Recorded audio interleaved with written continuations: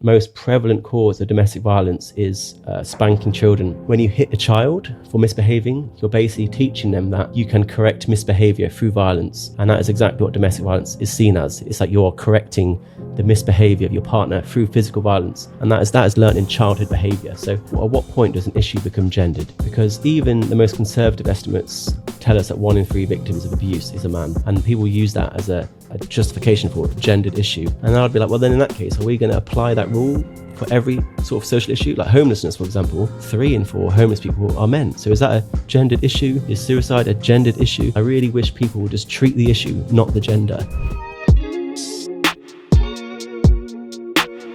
All right, George from TheTinMen, or just George TheTinMen. How are you doing today? Yeah, not bad, thank you. Thanks for having me on. Why TheTinMen? I've sort of had my theories on this, but why TheTinMen? Well, it's a Wizard of Oz, as you probably well know. The Tin Man is a character who joins Dorothy on her journey, and his journey is basically trying to find his heart. He thinks he's a Tin Man, he's got no heart. He joins Dorothy on the journey to find his heart. And at the end, and it's a spoiler, he already had a heart. He had a heart the whole time. And I was just like, that to me feels like a really good metaphor for men, like told that you don't have a heart, but when they look inside, they do have one. I mean, I guess the more obvious reason was like, I can't really give you my full name. I can't really have my full name as my handle. For the reason because like a lot of things I talk about are just not very popular. So I needed a pseudonym, and it was I wanted the Tin Man, but it wasn't available. So I stuck with the Tin Men. I remember one time I got a message from someone saying, just quite in a panic, if anything. And he was just like, I don't understand. There is no T in men. And I was like, what? And he was like, there's no T in men. I was like, slow down. And he was like, there is no T in men. And then I realized that he had read it, the T in men, not the Tin Men. And I was like, oh, no, thank you. Don't worry, mate. It's the Tin Men. Phew, problem solved. But yeah. That's where it came from. Man, it's those types of messages and interactions that, brilliant. You know, it's just, it like makes it all a little bit lighter and more palatable and easier to engage with when you have those. I remember so I started my company in Vancouver, BC in Canada. And at one point there was a guy actually making like 8x10 print offs that said, not man talks, but man talk. And it was a photo of him. And the photo of him was like, you know, just the most spammy infomercial photo that you could find. And he was literally putting these advertisements up around the city, thinking that he was going to like, I don't know, like he was like knocking off what he thought I was doing. And he had it around and you could like pull off his phone number and call him for advice. And it was the funniest damn thing. I remember somebody sending me a photo being like, you should sue this guy, or you should send him a cease and desist. And I was like, no, dude, like that's hilarious. Like I might actually call him and just see what's up, you know, check in on him, make sure he's okay. Like if he has this much time in his life, we should probably chat. But yeah, fun stuff. So before we get too deep into the weeds, I don't want to sort of drift past the opening that I always lead with, which is tell us a story about a defining moment in your life that made you who you are today. I guess the very first step I took on the journey of the Tin Men is that about 6 years ago, I spent a week homeless in London trying to raise money for women who were trying to flee domestic violence. So women that are trafficked, women that are being abused. We wanted to open up a bakery to give these women a safe place to work and an honest income, I guess, and to give them independence. And to raise money and awareness, we spent eight nights and 7 days homeless in London, in a very busy part of London. And I felt really good. We raised loads of money. We got loads of contacts. We had someone that wanted to give us free real estate on Oxford Street to open up a bakery. And I came home, and the backlash I received on Twitter was bewildering. Like the amount of hate I got, because it was me and another guy, both of us white, straight men. And that became the center point for a huge backlash. Like, how could two young, good-looking, I remember them saying, two young, good-looking white men. And I was like, okay, well, thanks for the compliment. How could they possibly understand anything about domestic violence? And at the time, I admit I didn't know much about it, especially not from a women's point of view. But I was like, we do know how to get awareness. We do know how to raise money. Can we work together? And then the answer was no. And what happened was just the most horrific backlash on Twitter, a whole Twitter storm, the whole thing collapsed. And like myself and Richard went into that project with the best intentions, and we sacrificed a lot, I think. And it was not good enough. It wasn't good enough. The angry feminist Twitter trolls came at us regardless. And at that point, I was just like, there's something more going on here. There's a growing contingent of badly intended people within the space that I do not associate with, and who are treating me and things I'm trying to do in good faith with a nefarious perspective. And that was I guess that's the beginning of this journey. And it didn't start at that, but that was, I guess, the first step. And then I saw it again and again and again, more frequently. And then I was like, I want to be a better voice in this space. And then I guess I left feminism and I started TheTinMen. So here I am. I guess, that was quite a big change in my life. That's a good callback. I like that. When you say you left feminism, I mean, I'm curious about this because it seems like you were trying to do something for the cause. And what was the backlash exactly? Was it just that you were a man and you shouldn't be raising awareness about women's domestic violence? Like, what was the beef? If you're asking me to give some sort of rational reason to their crazy squawking, then I don't think I can give it to you. But a lot of it was the fact that we were two men. And there is a lack of funding in domestic violence. And we were on the front page of several national newspapers. I was on the news, I was on the radio, I was everywhere talking about women who were being abused. And I guess looking back, they probably felt that we were getting put in the spotlight too much. And I understand it. I can understand that knee-jerk reaction from them, but it didn't have to end that way. And I would like to have worked together with them. I would like to have used my skills to raise awareness and campaigning, and then their first-hand experience within domestic violence to perhaps have the best of both worlds. But a lot of it was the fact that we were men and we were white and straight, and it just, I guess, didn't look good. Two men talking about domestic violence on the front page of every single national paper for about a week, as rational as a reason I could get out of them, I reckon. But it was a really crazy time. And why domestic violence? Why that cause? Is it something that is like near to you? Is it something that you've just witnessed? Why that cause specifically? I think it's something everyone has some sort of first-hand experience of, or knows someone in their life that has had these experiences. The actual issue itself was the guy I was with. It was his idea to do it for domestic violence. I was there as like a filmmaker to capture it on camera, but I obviously went through it as well. So it was his idea, but obviously I signed up to it, and I just felt it was an important issue. And I was like, why not? Like, why not? I'm young, I can do it. I'm happy to sacrifice my body for a week. It could be fun. It could be a real character building experience. And if nothing else, it'll give me a great response to a podcast in about 10 years' time. So that's why I just think anyone who knows even a little bit about domestic violence knows how important and prevalent and urgent of an issue it is. So I don't know if it needs much more justification beyond that. Yeah, I appreciate that. Well, if you're good with it, let's go into some of the pieces around domestic violence, because this is something that you've talked about on your page quite a bit. How do you try and approach this subject? Because it's pretty charged. So how do you try and approach this subject? And then what would you say are sort of some of the common misconceptions around domestic violence? I mean, I guess the biggest misconception is that women can abuse men as well, and not in a small way, in a large way. And then it's not a gendered issue. The way we see it is as a gendered issue, as if it's something that men do solely to women, is not accurate and not based on any sort of reasonable evidence. And also, the causes of domestic violence are more than just one cause. Obviously, domestic violence is very much a poster child of feminism and for the patriarchy, and it is seen by these people as the physical manifestation of men's control over women. And our whole response to domestic violence for the past 50 years has been around patriarchy. Whereas, although power and control is one of the factors that causes domestic violence, that power and control is shown just as often by female perpetrators, and it's only one factor of about 30 or 40 different factors that are really, really complicated, and none of them being discussed because we're enamored and obsessed about talking about patriarchy in the context of domestic violence. So it's more complicated than we expect it to do.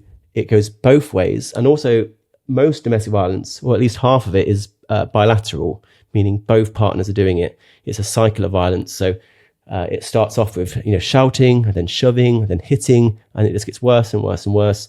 Both partners are perpetuating it, and the solution is to obviously to break that cycle and to give both partners support. Yeah, I appreciate you bringing that point up. I mean, I've don't know a lot of people who have experienced this, but I remember back in my 20s, I'd broken up with my girlfriend, and I was living with a buddy of mine, and we were living in the party house, right? Like we were going clubbing on the weekends, and we were like the fuckboys before fuckboys were a thing, essentially. And and one of his friends, I ended up riding motorcycles with, but he was in this relationship with this woman, and they had a really unhealthy dynamic. And they would come and party, and they would start drinking. And it was very interesting because I saw 3 or 4 instances where she would initiate this sort of very aggressive, loud, yelling interaction with him that would then lead to him, not necessarily trying to engage, and he would start to shut down, and then she would get more hostile and, start to hit him and stuff like that. And then he would push her, and then, we'd have to get involved. And so it was very, very interesting to watch that cycle. And I think you're right. I think oftentimes the way that it's talked about is that it's just a men's issue, that, men are perpetrating this. And I think you shared some research from the CDC that said that 1 in 2 victims of domestic violence in America is male, and 1 in 3 victims of domestic violence in Canada are male. And that was quite surprising to me, honestly. And so you talked about some of the contributing factors being much greater than just power and control. Can you maybe just dive into some of that a little bit? Yeah, I mean, I can, but just to go to the Canada versus America stats, obviously 50%, Please. According to the CDC, at least 50% of domestic violence victims in America are men, but only 30% in Canada are men. And a lot of people say, including Professor Dutton, who is probably the leading domestic violence researcher in the world, who is Canadian, he says the reason is that Statistics Canada, who are collecting that data, they use police reports. And because men are less likely to report their abuse, they don't show up as much in police reports, and therefore they don't show up in Statistics Canada's data. Whereas the CDC, they do a survey where they call people up and they basically ask them questions, and that's how they reached 50%. So I would say, although it's true that only 30% of domestic violence victims in Canada are men, I would say that's an underestimate. And there are many men who are being ignored because they're not showing up in police reports, because I think men are about 2.5 times less likely to report their abuse than women. Of course, women are not showing up either, because not all women who are abused report to the police, but men are even less likely to report to the police. But as for the associated factors of domestic violence, there are plenty. There's like education, poverty, drug addiction, reliance on alcohol, sort of where you live. A lot of it's fatherlessness. A lot of it's like coming from broken homes. One of the biggest, and one of my heroes, the late Professor Murray Strauss, who is the founder of the field of family violence research. So he literally laid down the groundwork of the field itself. He said the most under-discussed and most prevalent cause of domestic violence is spanking children. So hitting your children in childhood. And he is basically, in a way, he's saying that when you hit a child for misbehaving, you're basically teaching them that you can correct misbehavior through violence. And that is exactly what domestic violence is seen as. It's like you're correcting the misbehavior of your partner through physical violence. And that is learned in childhood behavior. So a lot of it, and Erin Pizzio, I also talk to a lot, and she wrote the first book on domestic violence, and she opened the first refuge in the world for domestic violence. She says the same. It's learned family behavior from childhood that is passed down from generation to generation to generation. So you've got the founder of the field of domestic violence, you've got the founder of the first domestic violence refuge, and the writer of the first book on domestic violence, all saying learned childhood behavior. And even that is only one cause, but I'd say spanking children is a massive cause of domestic violence. So if you come away from this podcast with this one thing, is don't hit your children under any circumstance, because you're just teaching them to use violence to solve problems later in life, and obviously they're going to use that, or more likely to use that on their partners. Is there any sort of research or data around people who enact or perpetrate domestic violence having come from violent households? So I Is there any missed correlation? you cut out for a bit there, Connor. Can you ask me that again? Yeah, that's okay. Riverside's having fun with us today, but I think what I was asking was: is there any correlation or connection or research between people who enact domestic violence or perpetrate domestic violence and having come from a domestic violent household? Yeah. Well, it's like you're just repeating the pattern you learned in childhood. Like Erin Pitsey, who I mentioned, opened the first refuge in the world for women. She basically polled the first 100 women to come into her refuge, and she found 60% of them were violent and had come from violent families. And it's just like you're just repeating the behavior that you learn early in childhood. And like it's obviously it's more complicated than that, but the premise is a simple one, and that's like we repeat the actions of our parents, and like children see, children do, I guess, in a way. And like everyone knows they act in some way like their parents, and it makes sense for a child to come from a violent home to be violent themselves. A lot of that is just we need more positive male role models in the lives of children, especially boys, so they can understand and sort of control these impulses and these negative behaviors. Definitely more positive male role models would help. There's a lot of commentary around domestic violence being a gendered issue versus a non-gendered issue. Can you just sift through that a little bit for the listener? Well, I want to ask these people, at what point does an issue become gendered? Because even the most conservative estimates tell us that 1 in 3 victims of abuse is a man, and people use that as a justification for a gendered issue. And I'd be like, well, then in that case, are we going to apply that rule for every sort of social issue? Like homelessness, for example, 3 in 4 homeless people are men. So is that a gendered issue? Is suicide a gendered issue? Like, are we going to be consistent in that? And of course, the answer, in my opinion, is no.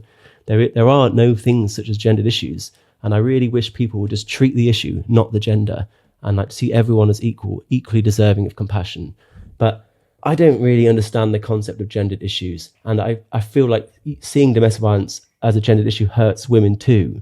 Obviously, it hurts men for the obvious reason, but the women who are violent, like the friend you described, she needs help. She needs to be helped too. Like she's also being erased by this gendered issue. If we're saying that all abusers are men and all victims are women, not only are we not helping vulnerable men, but we're not helping violent women either.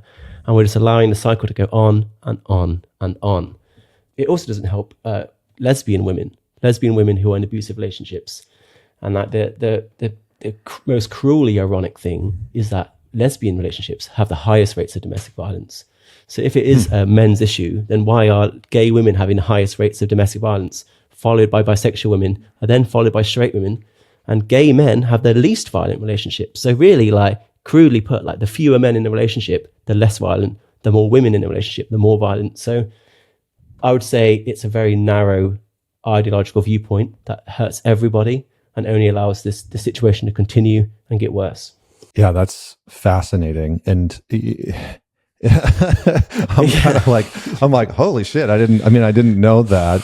And it's kind of wild to think about in my psychology, the portion of my brain that's, deeply steeped in psychology starts to go down the rabbit hole of why that might be. And, women traditionally having to repress anger more than men, right? The social acceptance of men expressing anger and having outlets is just very different than women. Well, I feel like the domestic violence industry, by just constantly raising awareness around vulnerable women, which is an excellent thing, just normalizes violence by women. Like women don't see other women as violent because we're constantly given this image, this very saintly, virtuous image of women as if they can do no harm, when the fact is women are just as capable of anything as men are, including being violent. So I would say it's a failure of our domestic violence industry, and they're actually now creating the very problem they try to solve. Like it's an interesting and very controversial theory called battered husband syndrome, which is basically looks at the rates of domestic homicide in America and how until about 1970, men and women were killing each other in domestic violence relationships at equal rates. So it was going up, like men and women the same. And in 1970, men being killed started to come down and women started to sort of peter off. But something happened in the 70s that was saving a lot of men from being killed by their partners. And Erin Pizzey and Susan Steinmetz wrote the first book on male victims of domestic violence. She said that it's because refuges were opening across North America that were allowing women to escape the household and not have to resort to killing their husband in self-defense. And because men were not given refuges, and there are no refuges for men in America, they were then killing their wives in self-defense. So battered woman syndrome basically describes the phenomenon of a woman finally lashing out and killing her abuser, a man. Battered husband syndrome is the opposite. But because he wasn't able to leave, he was left trapped inside of a house, and he would react in self-defense and sadly kill his wife. So that is a controversial topic. And it just sort of shows that this binary one-sided view of domestic violence is actually causing a lot of pain for everyone. And it's not helping anyone. It's leaving men out in the cold. It's leaving violent women without help. And it isn't backed up by science either. It feels and sounds a lot like the social narratives are more potent than the actual data in some of these instances. That there's like it's interesting because sometimes I look online, I read the comments on my YouTube, and I go on Reddit and the comments and the DMs that I get on Instagram and stuff like that, and every once in a while there's sort of like this conspiracy theory narrative, right? Like feminism is out to sort of destroy men in some ways, and while I don't think that that's true by any means, I do think that it's true that there are a lot of women who really have a deep disdain for men, just like there's men who have a deep disdain for women.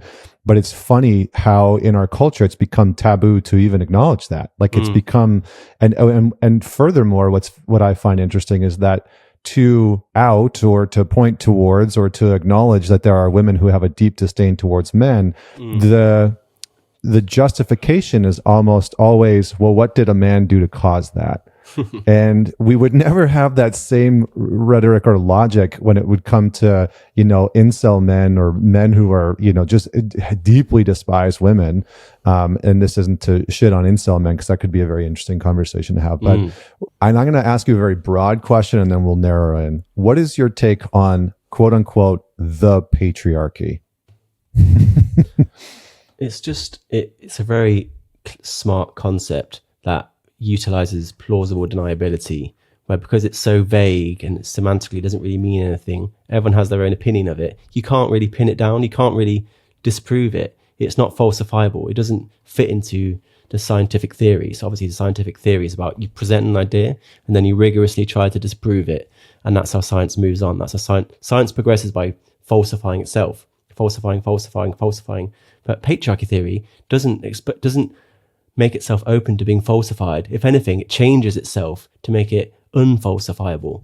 So when someone says blah blah blah patriarchy, and I say, well, the vast majority of homelessness, the vast majority of the incarcerated, the vast majority of drug addicts are men, they'll say something like, they won't use it as an opportunity to re-examine their own ideas. They'll use it as a way of changing the idea so it still fits. So they'll add something on, a bit like, it's the patriarchy backfiring.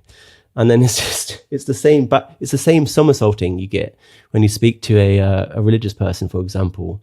So a religious person might say the world is 10,000 years old, and I'll be like, well, this fossil is 10 million years old, so please explain that to me. And again, they won't use that as an opportunity to re-examine themselves, to falsify their own beliefs. They'll say, well, God planted his fossils as a trick to trick people like you. And it's just like, it's just dishonest. And patriarchy theory is so broad and subjective. It's just not a helpful term. There's other words we can use. We can say gender norms, for example. Gender norms go both ways, and they do hurt, and we should talk about gender norms. But patriarchy is just obviously extremely gendered. It quite literally means father, ruler. And like, my dad was not a ruler of the family. My dad was one of the kindest people you could ever meet.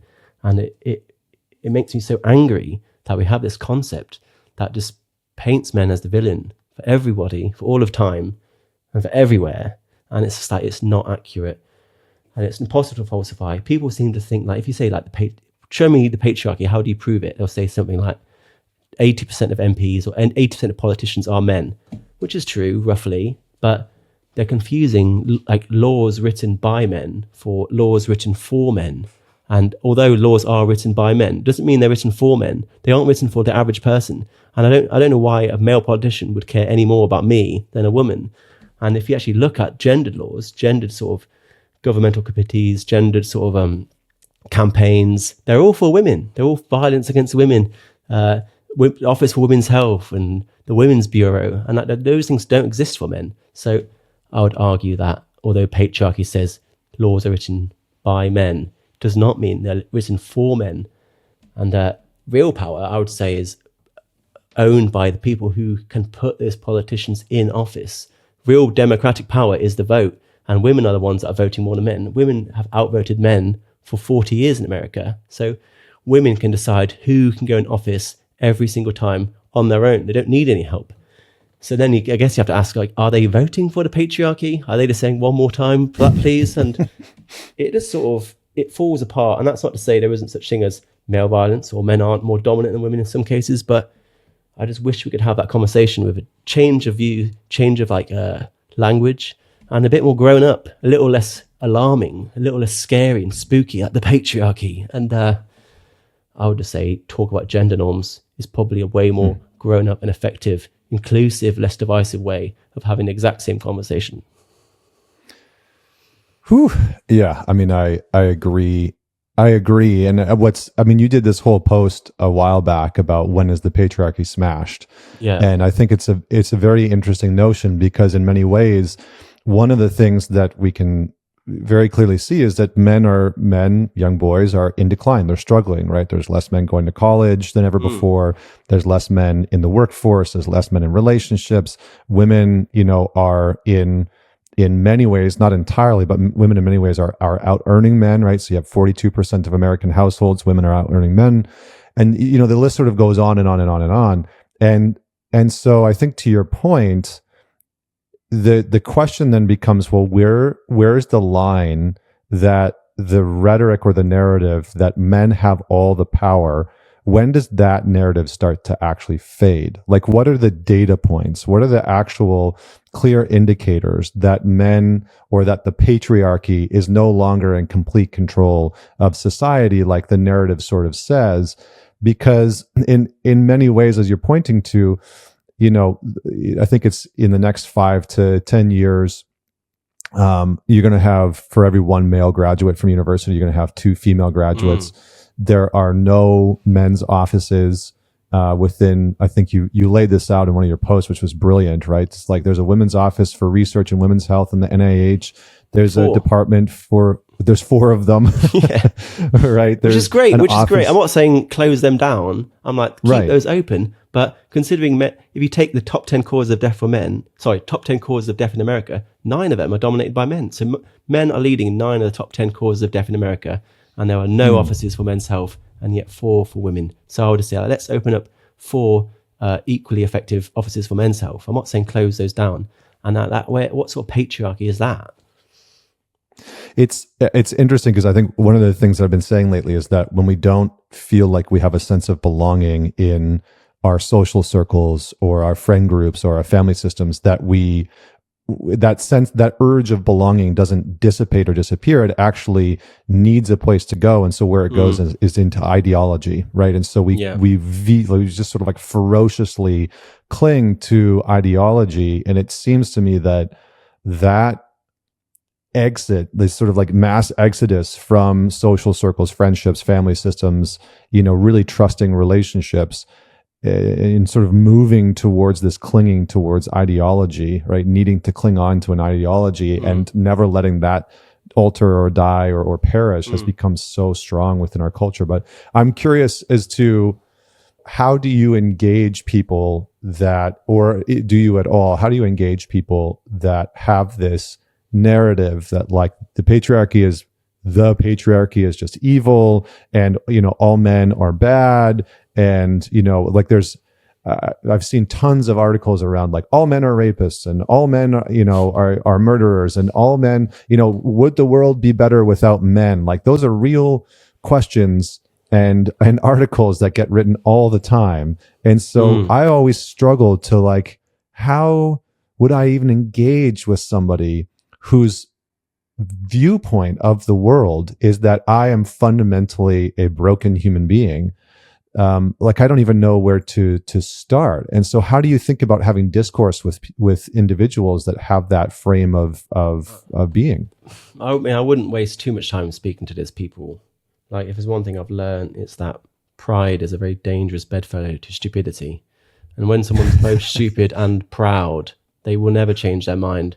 And often their whole life and community, friends, even their job is based on these ideas remaining true. I know people who would lose their job. They would lose their funding if the patriarchy no longer existed. So they are financially having a financial interest in maintaining this idea. But I wouldn't spend too long talking to them. Like, some people just cannot change their mind. Some people don't want to change their mind. And I would remember the vast majority of people are undecided.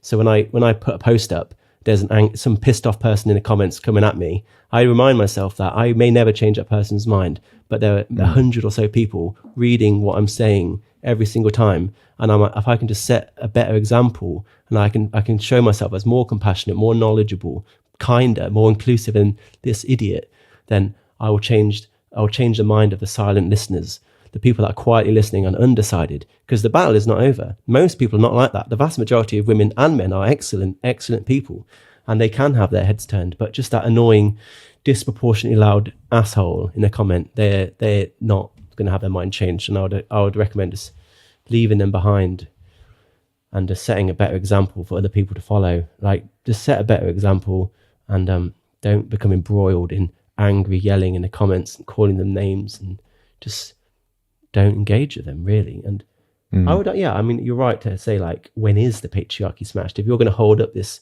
social phenomenon, then it's down to you to tell us when is it smashed. And obviously we talked about men's health, which is a great example, and education's another one. Like, in the 1970s in America, 40% of university applicants were women and 60% were men. And then they brought in Title IX, which obviously addressed that to bring the balance 50-50. So it started in 1970. In 1981, we were at parity. So half of students were women, half of students were men. I would say the patriarchy was smashed at that point, but we carried on. We just carried on. So now it's crossed over. And now we've crossed over so much that boys are now further behind than girls were 50 years ago. And we're still going. And it's like, at what point do we stop? At what point do we take our foot off the gas and just let boys get back into education? So I would present facts like that and ask them, when is it smashed? What is the criteria for said smashing? And when does it stop? And just set a better example. Don't fall down the rabbit hole of getting into big endless arguments of idiots in your comment section, and spend your time elsewhere having conversations such as this one. Not that I get that right. I mean, I do fuck up sometimes, and I do get dragged into these endless feuds in the comments, but I try not to. Yeah, every once in a while, there's that person that just gets you, hooks got to scratch that itch sometimes. It's like, you're so like, stupid. Really? I know. I had a man named Stephen Jenkinson on the show years ago, and we were talking about patriarchy, and he talked about like the sort of Latin origin of it, and being upholding the father, right? To be under the arch of the father, to uphold the father. But do you know in how many states in America fathers have equal rights to mothers? It's like 3 states. In pretty much all states, fathers do not have equal rights to their children. In the whole of the UK, fathers don't have equal rights to their children. So fathers are legally and politically second-class parents, like literally by law. They don't have equal rights, and they're treated as clowns. That we're also seen by society as babysitters, or like even predators. Like a single man, I get so many messages from men who take their children to the park, and they're just getting these like side eyes from a lot of women, thinking that they're just paedophiles. And then you turn on the TV and you get these awful, literal cartoonish portrayals of like men like Homer Simpson and Peter Griffin and Hal, and just these dreadful archetypes of fatherhood. So it's just like right across the board, we see fathers as secondary to mothers, and yet patriarchy theory tells us that the father is the ruler of the family. And I'm like, well, what sort of ruler doesn't have rights to his own children? You're like, even in the most literal sense, it doesn't make sense to me. And I'd question yourself, like, is your father the ruler of his family?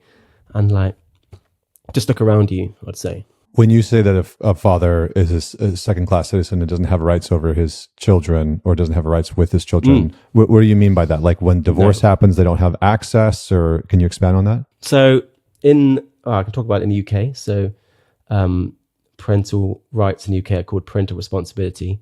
And whoever has parental responsibility decides everything. So they decide on where the kid lives, what the kid's called, where they go to school, what sort of religion they follow, what sort of, medicine, like healthcare they get, vaccinations, all of that is parental responsibility. And by law, a mother has full parental responsibility over their child in every single circumstance. So if she's married, single, divorced, separated, doesn't matter. Full parental responsibility for her, which is quite right. But a dad has to either be married to the mother or be named on the birth certificate. And even then, I'd say he's still secondary. But without those two things, you have no rights. And both those things are controlled by the mother. So she can just decide not to name him, and obviously not to marry him, in which case he is irrelevant. He has much rights over his child than I would. And that's how it works in the UK. It's written in the Children's Act, and that's how it's been for as long as I've been alive. In America, it's not dissimilar, depending on the state you're talking about, but you see it most when parents separate and they'll go into family courts. And a lot of campaigners are trying to get judges to adopt what's called the presumption of joint custody, which means that both parents arrive into court and it's a level playing field. And you presume that they're going to have joint custody, and then both parents will build their arguments from there. But that's not happening. It's seen as the mother is the primary parent, and the dad has to fight to even keep up with her. And in Florida, for example, they tried to bring in the presumption of shared custody, and it was actually feminist groups such as the National Organization for Women that stopped it from happening. So organized feminist groups stopping fathers getting equal rights. And it is like indefensible. It's horrific. And like if you meet a father who's lost his child, that is not a pretty sight. No, he's devastated. Yeah. Yeah. And it's interesting because I've been working with men from around the world for a decade, and the amount of men who have been just gutted and destroyed by not having access to their kids is wild to me. It's really heartbreaking. Well, I mean, go ahead. I was just going to say, like, Martin Seeger, who's a friend of mine and a psychologist, he's done research that's tied about 20% of male suicides to losing children in family courts and relationship breakdown. So it makes total sense. Like a lot of parents, including fathers, would say their child is the most important thing to them. And to lose that is, you can see how that would end in so many suicides, and it is causing suicides. It's not like a trivial matter. It's causing deaths of men, and not in a small way, like 20% in the UK. Yeah. When I married my wife, I drove my father-in-law across the country from New Jersey to Vancouver, BC, 3,000 miles, because he wouldn't get on a plane. And we talked about, I interviewed him. I said, if I'm going to drive you across the country, you're going to let me interview you. And he's in his 80s, and he's 100% Lebanese, and, grew up in Virginia, in the time of segregation. And so I said, you're going to let me interview you. And I said, if you could go back and do your whole life over again, what would you prioritize? What would you actually focus more in on? And he said, I would probably want to be a full-time parent. And he said, being a parent was the greatest joy in my life. And I said, interesting. And he, my wife wouldn't mind me talking about this, but because she's talked about it openly, her parents got divorced, and they proceeded to go through the longest divorce battle in the state of New Jersey, in the state of New Jersey's history, because he was adamant that he was going to have equal access to his daughter, and he fought mercilessly to get it. And he fired lawyers. He went through, really, it wasn't the best situation, to say the least. But I think in many ways, there's an example of, he spent a lot of time and money and energy and, focus to just get equal access to his child. And I think it was like 7 or 8 years of this ongoing battle to make sure that he could maintain and retain just equal custody of his child. And that, I think for a lot of guys, they don't have the wherewithal or the knowledge or the funds or whatever it is to be able to do that. And so the system comes in and basically says, here's what you're going to have to deal with. And they're put in a position of not being able to actually, be a parent to the child in the way that they ultimately want and the way that their child ultimately needs. So I think that's just an example. I just thought, you pretty much took the words out of my mouth. Everyone talks about fathers should have a right to their children, which is fair enough. But the real elephant in the room is a child should have a right to both their parents. That's what's most important. A child has a right to his or her father and his or her mother. It's not about a child having ownership of his child. It's about the child should have access to both parents as much as possible. And it's what's in the child's interest that is most important. And no one could possibly disagree with that. I'm going to switch gears here because I think one of the things that you do a wonderful job talking about is really hard subjects. And one of the things that you've talked about is how male suicide is sort of at the intersection of a whole bunch of problems surrounding men and men's issues. And so, men and boys make up around 75% of all suicides globally. It's kind of staggering in a lot of ways. What are some of the misconceptions around male suicide? And let's just maybe sort of enter in that door. Yeah, I mean, it's the biggest threat to men's life. Young men, the biggest threat to life is suicide.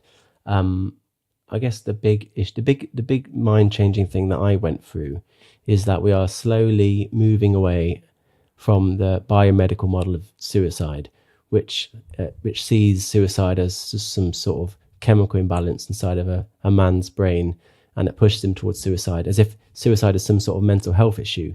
And that is a very antiquated and incorrect assumption to make, because the causes of male suicide are very real and they're very external. They're external to men, they're structural, they're economic, they're relational. So if you look at the actual associated factors for suicide, they're not mental health related necessarily, although that is part of it. They're primarily things like being in debt, losing their job, losing their children, relationship breakdown, drug addiction. All of these things feed into suicide.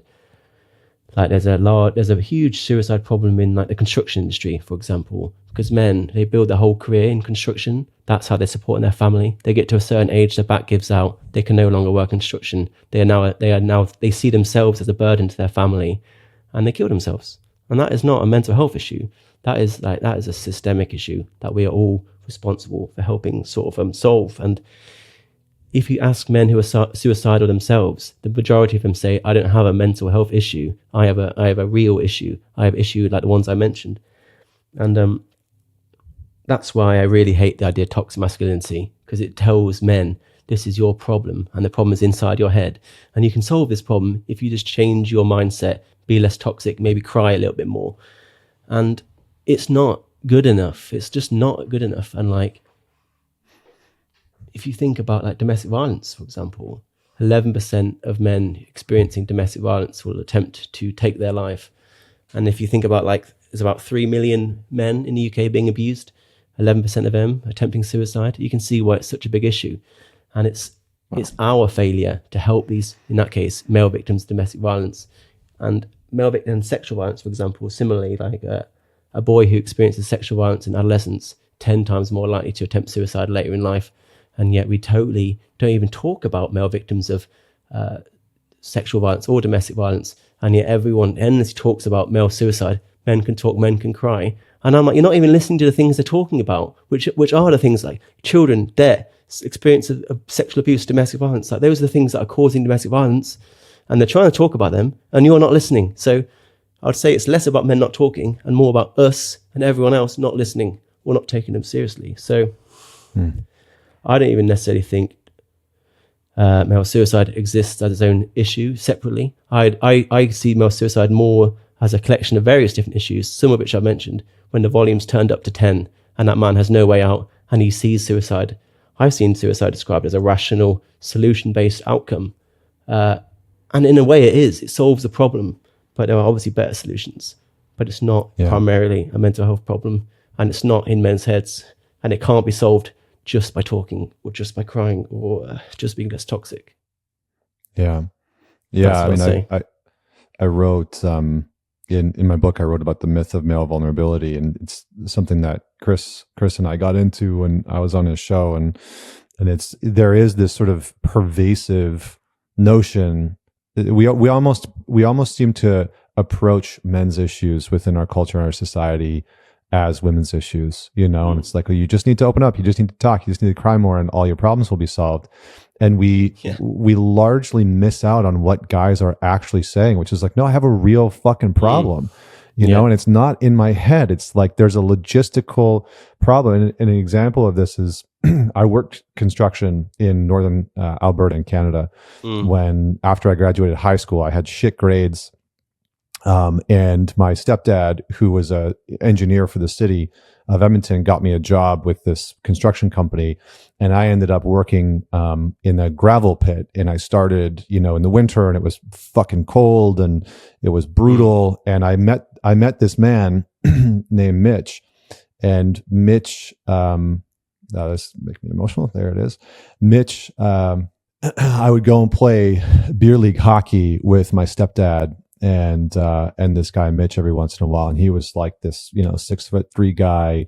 He was very gregarious and outgoing and charismatic, and he he worked for the company that I was working for, and he was sort of this touch point for me.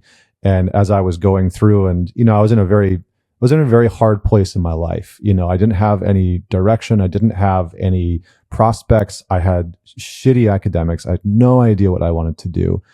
And he would just constantly check in on me. And we developed this, wonderful friendship. And he sort of became a mentor for me in this, in this business that I really didn't want to be in. And he would go off to start his own company within the construction industry. And I remember when I first, I would go on to do everything that I was going to do. And when I first moved to New York, I had lost touch with him for years. I hadn't talked to him in, 8 or 9, maybe 10 years. And I get a call from my stepdad, and my stepdad very rarely calls me. And I get a call from my stepdad, and it's like 4:00 in the afternoon. So it's 3:00, 2:00 his time. And he tells me that Mitch has taken his life. Mitch has committed suicide. And I was shocked. Wow. And the reason why it had happened was he had four or five kids, and he had built this business where he had 80 employees. And behind the scenes, he had struggled to make it work financially, and the company had basically fallen apart.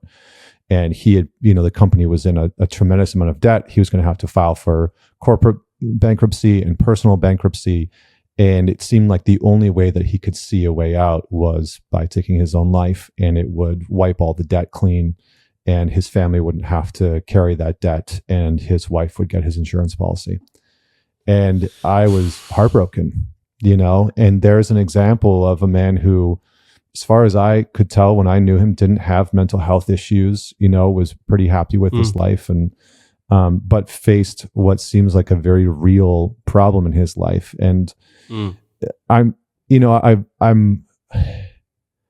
there's a part of me that wonders if we as men could do a better job of having the conversations about the real logistical problems. Like, I don't think that many people in his life knew that he was actually that his business was on the verge of bankruptcy. And so I do think that that's a part of the equation, but I don't think that it's the only answer and solution to the equation, So anyway, I think I just wanted to give an example and also just sort of, nod my head to him because he was he had a big impact in my life. Well, thank you for sharing. Yeah, of course, man. Like when you talk about some of these issues, do you have men reaching out? And if you do, what are they saying to you about their experience with suicide? Very similar to what you said about Mitch. Very similar. Like they don't consider themselves as being mentally unwell. They consider themselves having legitimate and external problems that they can't seem to solve. And suicide, like I said, is seen as a rational, solution-based decision for their problems. I mean, I worked a lot with a suicide researcher called Susie, who you should talk to. And she has done pretty much on her own without any sort of funding.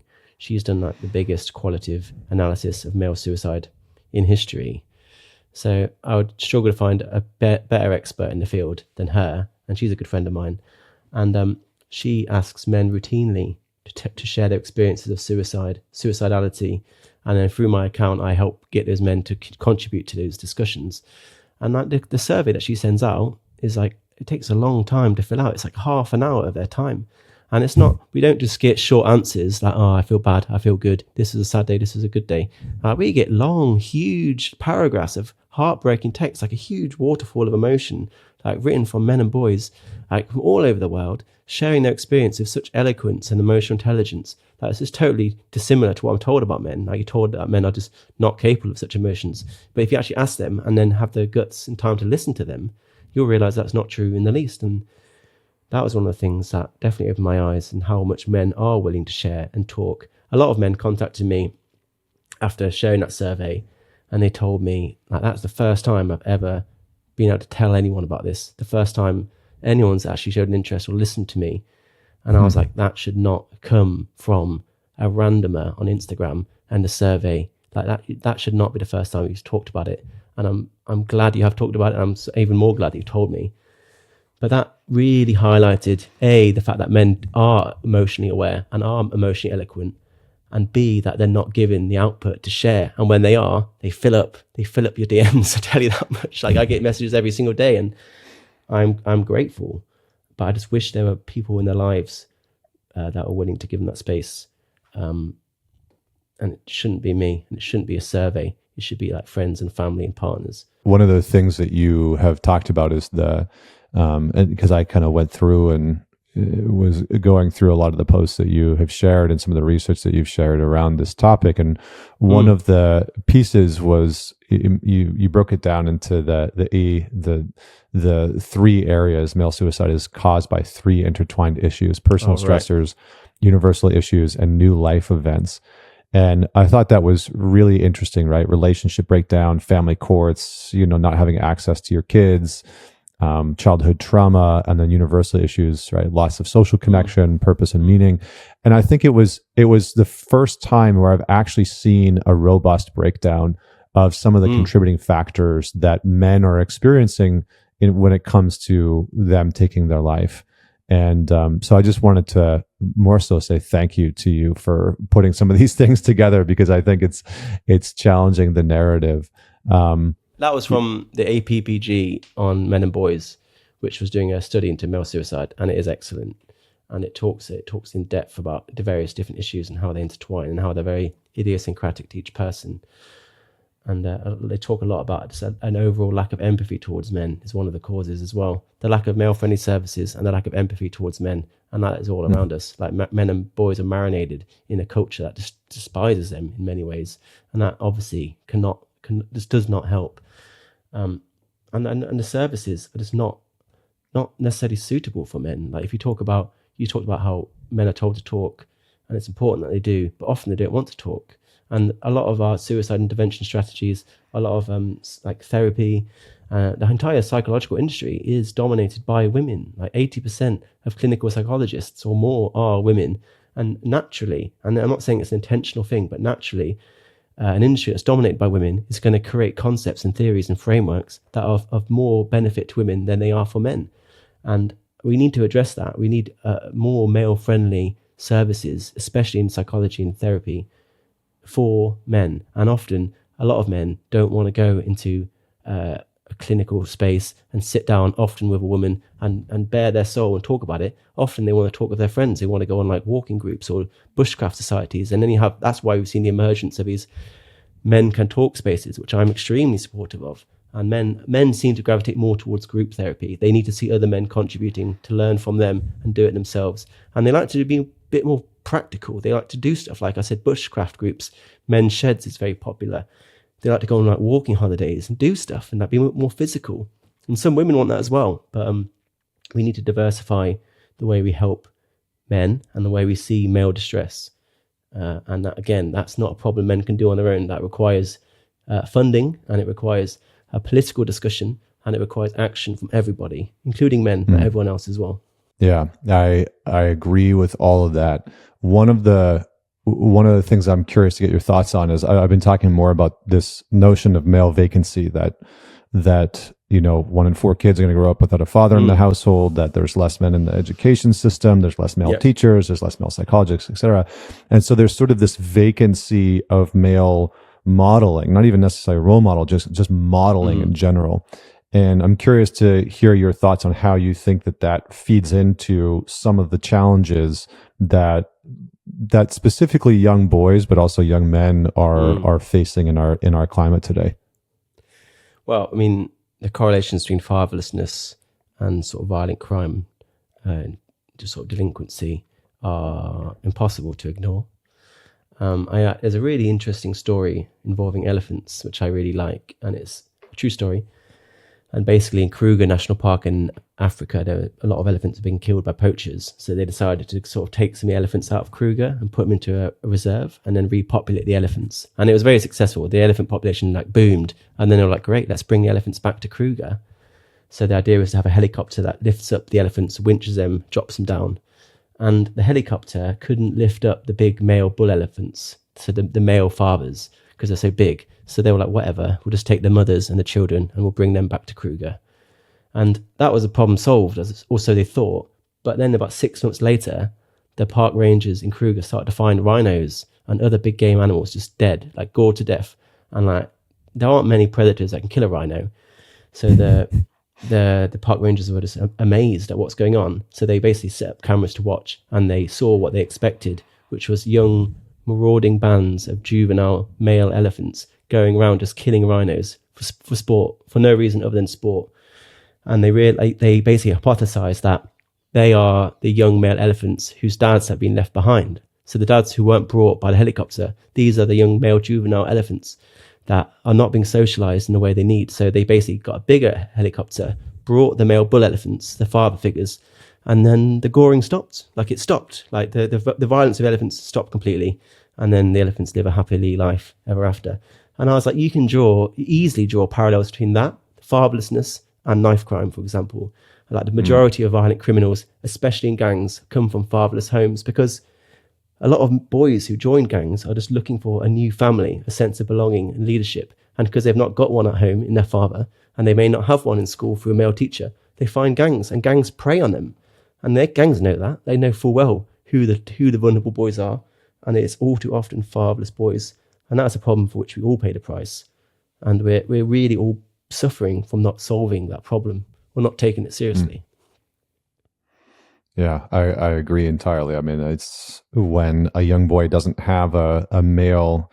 I mean, I even look at my son. He's 2.5 years old, and just a little over 2.5 years old. And man, he's got some gusto. He's got some spice. He's got some heat. And there's times where my wife is like, okay, you need to step in, because he's just got that, he's very physical. And I can just imagine that going untempered, untrained, and just sort of set loose into the world. And it's going to cause all kinds of chaos and havoc. And I'm curious, I'm going to switch a little bit again, and I want to get to one topic before we end. I'm trying to get some things in here because there's a couple of things that I really wanted to talk about. Do you see this playing in at all to this notion of young men leaving the left? Because you've talked about this, and I know it's sort of a heated subject. And I know that you talk about being on the left, being on the political left, and I don't necessarily want to go into policy and stuff like that, but there has been a sort of big shift within men, and specifically within young men, in leaving the political left. And so I would love for you to just speak to this a little bit. I mean, I guess in simple terms, but young men are leaving the left because the left doesn't offer them anything apart from catch phrases and insults about being toxic and this and that. And I'm seeing shocking policies coming in, especially in Australia, of 5-year-old boys being exposed to concepts like toxic masculinity, politicians putting trainers into school, teaching 5-year-old boys about what toxic masculinity is. And I'm like, what is that? That's just more indoctrinating of boys. But the left have absolutely failed men and boys. and they are contributing directly to the rise of misogynists such as Andrew Tate and his band of bloody podcast bros who I despise. I despise them because of what they're doing, and I also despise them because they make me look bad.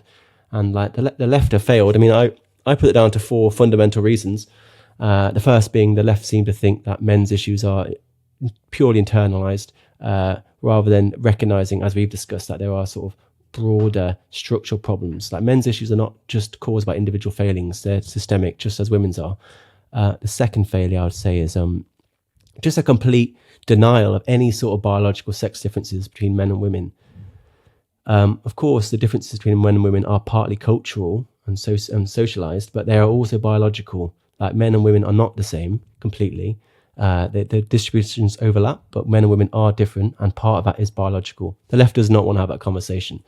The left also, the third thing I'd say, they pathologize healthy parts of masculinity, innate parts of masculinity, as so-called toxic masculinity. So pathologizing masculinity as something that's wrong inside of men, as if they're dysfunctional women. And again, if only they acted more like women, everything would be fine. That isn't true. And I don't like the term toxic masculinity. I don't like pathologizing masculinity as something that's wrong inside of men. And I suppose the fourth thing that the left, I would say, get wrong is that they seem to think that disadvantages go one way. So gender inequality goes one way, and that is to the disadvantage of women and girls. And there are certainly many disadvantages faced by women and girls, but it's a two-way street, and there are significant structural failings of boys and men too. And I would say those 4 things are pushing men and boys away. Like I'm still on the left. Like it's in my bones. Like I simply can't change who I am, but I do feel betrayed and let down by my peers and how gutless they are to even accept any sort of accountability. And it's just painfully ironic that people that dish out lessons on accountability are unwilling to take any sort of accountability for themselves. And I'm like, I described it recently, like they're giving out all these hard to swallow pills to everyone, and then someone gives them a hard to swallow pill, like the 4 I've just given you, and they just spit them out. I'm sure there's people listening to this right now that have probably switched off because they refuse to accept any sort of failing for their own. And the left just seem to want to shovel men's failings, men's issues at the feet of other men, as if they are the beginning and end of all solutions, and they have complete power to fix things on their own, and they don't. So again, that failing hurts everyone, because it leads men and boys to look for leadership elsewhere, and they go to people like Andrew Tate, who, as I said, is a misogynist and a horrible role model for boys. And he's exploiting them, not just him, but others. And he is our mess. Like, we created him, and we're still not confronting that failing. And next it won't even be Andrew Tate, it'll be someone else, someone worse that we gravitate towards. And I can totally see why boys are leaving the left, and it's happening more and more over time. I'm waiting for some sort of politician to realise there is a growing contingent of disenfranchised boys and men on the left that are willing and waiting to be scooped up by whoever dares advocate for them, because no one is really at the minute. But there are votes to be had, including mine, and it's in the interest of politicians, and increasingly so, to actually talk to these boys and men in a much better way than they already are, if only for their votes.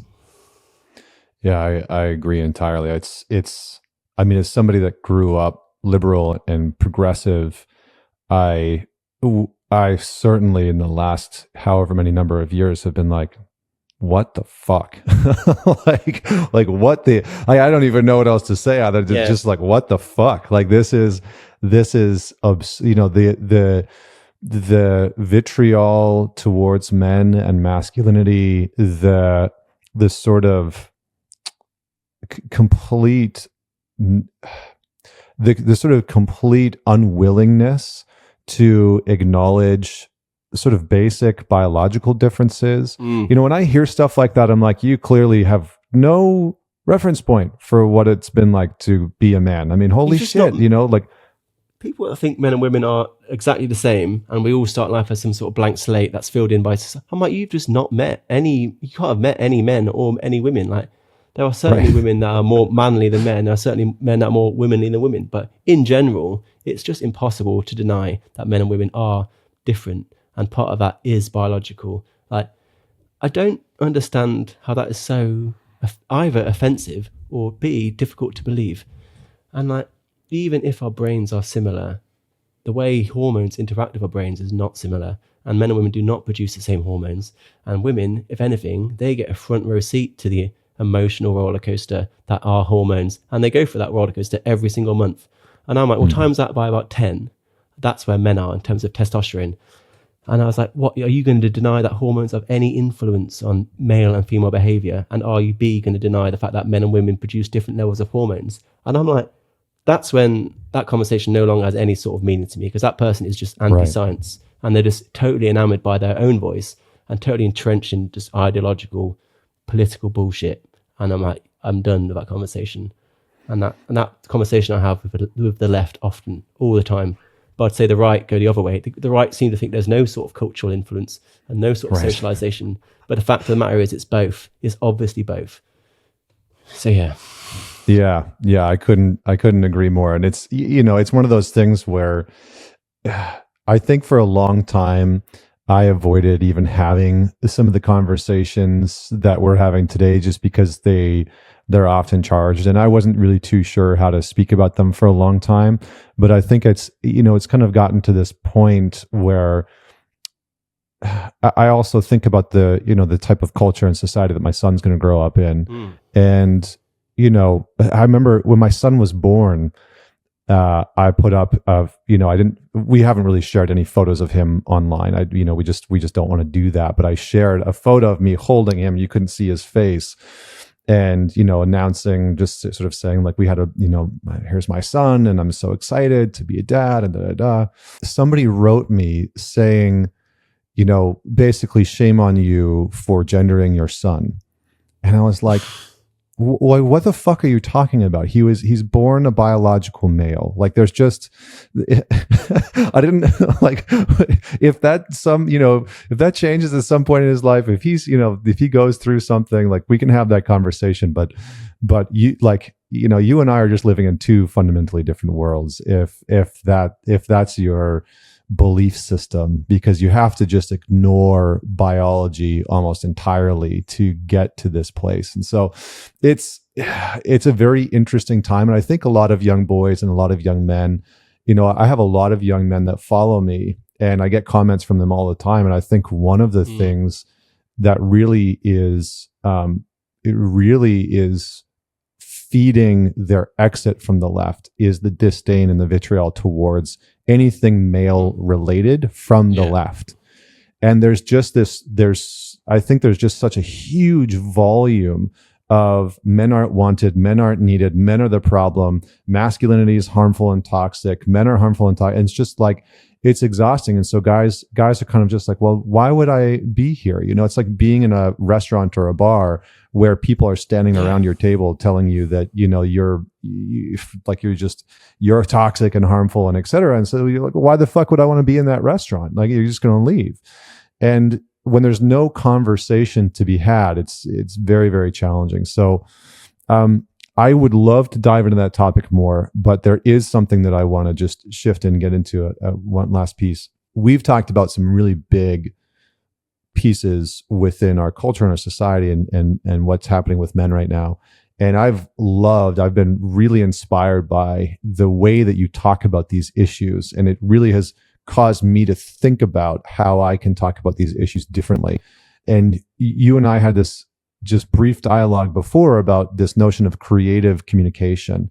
And so I'm curious if you can just maybe give some insight into how you think about creating this content, how you go about creating the conversation and communicating some of these things that are insanely charged, because you do a very good job of sort of staying neutral, in my opinion. I am the beneficiary of the people that shout stupid things at me in the comments. When I first started off, I got a lot of hate. A lot of people just going through everything I said with a fine tooth comb and trying to find any sort of inaccuracy, any sort of mistake I could. And obviously I'd make mistakes and I'd get it wrong. But you're sort of walking on a tightrope. Everyone wants you to fall from it. And that was of benefit to me, because I got a really good balance in that sense. And because people wanted me to fail, I had to make sure my content was just the most watertight it possibly could be. And whereas people, like a lot of feminist spaces, they'll just throw up a tweet and people take it for granted. whereas I have to present data and citations and direct quotes and multiple sources and meta-analyses for people to believe me. And no one benefits from that more than I do, because it means my content has to be really, really, really good, like almost perfect. Otherwise, people just poo-poo it. And now, thankfully, I don't get really any hate in the comments. I guess the second thing is like walking the line of wanting to be accepting of other people that disagree with you without being overly apologetic. So one of the things that a lot of people do in this space, and I talk about Richard Reeves doing it, who you've had on, and he probably did it on your podcast, is that they start these conversations by saying, now I'm going to talk about men and boys. And that's not to say women and girls don't have their own experiences. And also the issues that impact men and boys also hurt women and girls. And often people start this advocacy with like a prospective apology, almost like you're paying penance to feminism and women and girls. And also you sort of have to trick people into caring about men and boys because it's a benefit to women and girls. And I'm like, I'm not going to do that. Like, men and boys deserve a conversation in their own right, for their own benefit primarily. Obviously, it's worth mentioning how the secondary beneficiary are women and girls, but men deserve this conversation. And I'm not going to apologize for having this conversation. And I'm not going to kiss the ring, and I'm not going to bow down, and I'm not going to pay penance. And I really think, like, Rich Reeves is an excellent person, a brilliant man, but he does it too much. And he basically undermines himself before he's even gotten started. He's given himself a sense of like shame. He's sort of giving himself a shaming himself before he's even started, undermining his own point. So I don't think there's anything to apologize for. I think men and boys deserve this conversation in their own right. And I speak proudly about these issues. I don't round off my corners. I don't wear it down so it's more palatable. They are bitter pills to swallow, and a bit like eating your vegetables. It's good for you. You need to eat your vegetables, and you need to follow my account because it's not very nice sometimes, but it's worth doing nonetheless. That balance is difficult because you don't want to be too much bravado. You don't want to be too overly confident. You want to be thoughtful. You want to be mindful. You want to be sensitive to other people. So that's a balance. And it's obviously I'm always tipping it left and right. And the second is like one of the things I've learned from feminist spaces, and it's a very popular feminist slogan, which is the personal is political. And that is at the end of all of this, we are all human beings. And like, it doesn't matter how many citations or meta-analyses I present, it doesn't matter how many pie charts I show you, like one single story of heartbreak is way more powerful than any data set, because we are human beings. And I know Stalin said it. He said, one death's a tragedy, a million deaths is a statistic. And it's like often you find a personal anecdote from one person is just way more impactful. So I try to present like information on domestic violence, and then I'll try to present like a personal story or a submission from someone that they've experienced, like an anecdote. And getting that balance is a challenge I'm sure I'll be grappling with for the rest of my life. And it's impossible to get right. But as long as I'm trying my best and people grant me good faith, I'm happy to keep going. And it's just a very difficult subject to navigate, because it's seen as, like we talked about offline, how men and boys advocacy is sort of seen as parallel to like white supremacy or the alt-right or even Nazis. So when I entered the space, I knew that was who I was going to be compared to. And there is really there's no one worse to be compared to. So it's very much a rebranding of important issues to say, no, it is not like white supremacy. And no, I'm not a Nazi. And in fact, these are very important issues that you should be listening to. And no, I'm not going to apologize. So the rebranding of men and boys advocacy away from like very loud, aggressive, shouty tone of voice is also something I'm experimenting with lots of different tweaks. And I'm learning all the time. I basically remix posts all the time. I present things in different ways. I'm on a continual journey creatively and politically.